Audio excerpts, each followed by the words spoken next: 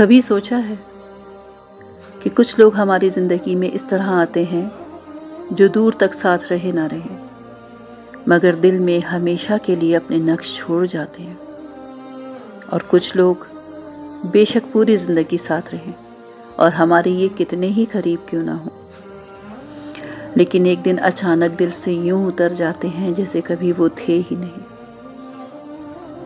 تو یہ سب اتفاق نہیں ہوتا، کیونکہ دل کسی کے قابو میں نہیں ہوتا، لیکن کردار ہی دل کو اپنی طرف کھینچ لیتے ہیں۔ دل جیتنا کوئی جادو، ہنر یا چال نہیں ہوتا، یہ انسان بننے کا عمل ہے۔ وہ انسان جو دوسروں کے درد سے پہلے اس کے دل کو دیکھے، جس کی زبان نرم، نیت صاف اور دل وسیع ہو۔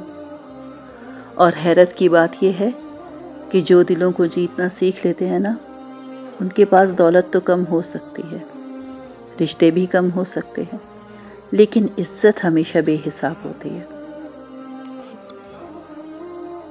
آج اس ویڈیو میں آپ کو کچھ ایسے راز بتاؤں گی جن سے 100% آپ کسی کے دل پہ بھی آسانی سے راج کر سکتے ہیں، لیکن پہلے تھوڑا سا قرآن پڑھ لیں۔ تو چلیں شروع کرتے ہیں۔ بسم اللہ والحمد للہ والصلاة والسلام علی نبینا محمد۔ السلام علیکم، امید ہے کہ آپ سب ایمان اور صحت کی بہترین حالت میں ہوں گے۔ یا ایہا الذین آمنوا استعینوا بالصبر والصلاة ان اللہ مع الصابرین۔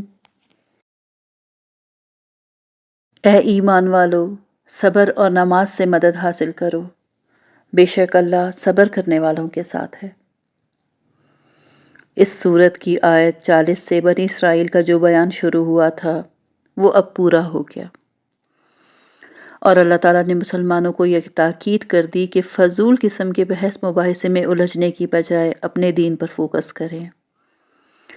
اور کیونکہ سورہ بقرہ مدنی سورت ہے، اور مدنی صورتوں کی سب سے بڑی کیا خاصیت ہوتی ہے کہ ان میں دین سے متعلق احکامات دیے جاتے ہیں، اور اس سلسلے میں دین کا سب سے پہلا اور اہم حکم صبر کی تاکید سے ہوا ہے، کیونکہ اس دین اسلام کی تبلیغ میں مسلمانوں کو اپنے دشمنوں کی طرف سے رکاوٹیں پیش آ رہی تھیں۔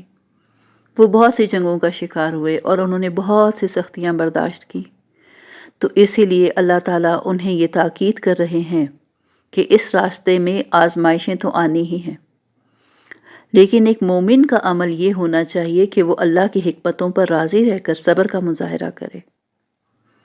اچھا، صبر کا یہ مطلب بالکل نہیں ہے کہ انسان کسی صدمے پر یا رنج پر روئے نہیں، کیونکہ یہ انسان کی فطرت میں شامل ہے کہ جب اسے کوئی تکلیف پہنچتی ہے تو اسے دکھ ہوتا ہے اور بے اختیار رونا بھی آ جاتا ہے، تو یہ بے صبری میں شامل نہیں، بلکہ صبر کا مطلب تو یہ ہے کہ کسی بھی رنج یا صدمے پر افسوس کے باوجود انسان اللہ تعالیٰ سے شکوہ نہ کرے اور عقلی طور پر اللہ کے فیصلے پر راضی رہے۔ وَلَا تَقُولُوا لِمَن يُقْتَلُ فِي سَبِيلِ اللَّهِ أَمْوَاتٌ بَلْ أَحْيَاءٌ وَلَكِن لَّا تَشْعُرُونَ۔ اور جو لوگ اللہ کے راستے میں قتل ہوں ان کو مردہ نہ کہو، دراصل وہ زندہ ہیں، مگر تم کو ان کی زندگی کا احساس نہیں ہوتا۔ اس آیت میں اللہ تعالیٰ مسلمانوں سے کہہ رہے ہیں کہ اس دین حق کی تبلیغ میں جو لوگ قتل ہو جائیں تو انہیں مردہ نہ کہو، کیونکہ وہ یہاں سے بہت اچھی زندگی اس جہاں میں جی رہے ہوتے ہیں، مگر ہم عام انسانوں کو اس کا احساس نہیں ہوتا، اس لیے اسلام میں انہیں شہید کا درجہ دیا گیا ہے۔ وَلَنَبْلُوَنَّكُمْ بِشَيْءٍ مِّنَ الْخَوْفِ وَالْجُوعِ وَنَقْصٍ مِّنَ الْأَمْوَالِ وَالْأَنفُسِ وَالثَّمَرَاتِ وَبَشِّرِ الصَّابِرِينَ۔ اور دیکھو، ہم تمہیں آزمائیں گے ضرور، کبھی خوف سے اور کبھی بھوک سے، کبھی مال و جان اور پھلوں میں کمی کر کے، اور جو لوگ ایسے حالات میں صبر سے کام لیں تو ان کو خوشخبری سنا دو۔ اس آیت سے پتہ چلتا ہے کہ کسی بھی چیز کا خوف، بھوک، مال میں کمی بیشی، صحت، جان، بیماری اور رزق میں کمی، یہ سب اللہ کی آزمائشیں ہیں۔ یہاں تک کہ یہ جو مہنگائی ہو جاتی ہے یہ بھی آزمائش کا حصہ ہے، اور ہم سب سے زیادہ اسی مہنگائی کا رونا روتے ہیں، جبکہ اللہ تعالیٰ کہہ رہے ہیں کہ وہ اس طرح کے تمام حالات پر جو صبر سے کام لے گا اس کے لیے جنت کی خوشخبری ہے۔ الذين إذا أصابتهم مصيبة قالوا إنا لله وإنا إليه راجعون۔ یہ وہ لوگ ہیں کہ جب ان کو کوئی مصیبت پہنچتی ہے تو یہ کہتے ہیں کہ ہم سب اللہ ہی کے ہیں اور ہم کو اللہ ہی کی طرف لوٹ کر جانا ہے۔ اور اس پارے کی یہ میری فیوریٹ آیت ہے، اور میں آپ کو ہر پارے میں بتاتی جاؤں گی کہ کون سی آیت مجھے بہت ہٹ کرتی ہے اور مجھے پسند ہوتی ہے۔ یہ جو فکرہ ہے نا، انا للہ و انا الیہ راجعون، اس فکرے میں پہلے تو اس حقیقت کا اظہار ہے کہ ہم سب اللہ کی ملکیت میں ہیں، اس لیے اسے ہمارے بارے میں ہر فیصلہ کرنے کا اختیار ہے، اور کیونکہ ہم اسی کے ہیں اور کوئی بھی اپنی چیز کا برا نہیں چاہتا، اس لیے ہمارے بارے میں اس کا ہر فیصلہ بہترین اور حکمت والا ہوتا ہے۔ یہ فکرہ عام طور پر لوگ کسی کی وفات کی خبر سنے تو پڑھتے ہیں، جبکہ یہ فکرہ ہر طرح کے رنج و غم، ہر طرح کے لاس اور ہر طرح کی تکلیف پر کہنا چاہیے۔ لیکن کسی کی موت کی خبر پر اس لیے زیادہ کہا جاتا ہے کہ ایک دن ہمیں بھی اللہ کے پاس اسی جگہ جانا ہے جہاں ہمارا کوئی عزیز یا دوست چلا گیا ہے، لہٰذا یہ جدائی جو ہے یہ عارضی ہے، ہمیشہ کے لیے نہیں ہے، اور جب ہم اس کے پاس لوٹ کر جائیں گے تو ہمیں اس صدمے یا تکلیف پر انشاءاللہ ثواب ملنا ہے۔ جب یہ عقیدہ دل میں ہو تو اسے صبر کہتے ہیں، بے شک پھر اس کے ساتھ ہی ہماری آنکھوں سے بے اختیار آنسو نکل جائیں۔ اولئک علیہم صلوات من ربہم ورحمہ واولئک هم المہتدون۔ یہ وہ لوگ ہیں جن پر ان کے پروردگار کی طرف سے خصوصی عنایتیں ہیں اور رحمت ہے، اور یہی لوگ ہیں جو ہدایت پر ہیں۔ اس آیت میں صاف صاف صبر کرنے والوں کا انعام بتایا جا رہا ہے کہ جو لوگ ہر مصیبت، غم، پریشانی میں صبر کرتے ہیں اور یہ کہتے ہیں کہ انا للہ و انا الیہ راجعون، تو پھر ان پر ان کے پروردگار کی طرف سے خصوصی کرم ہوتا ہے۔ سوچیں تو صحیح، صبر کرنے پر کتنا بڑا اجر ہے، اور ہم چھوٹی چھوٹی مصیبتوں پر بے شکوے شکایتیں کر کر کے یہ اجر گنوا دیتے ہیں۔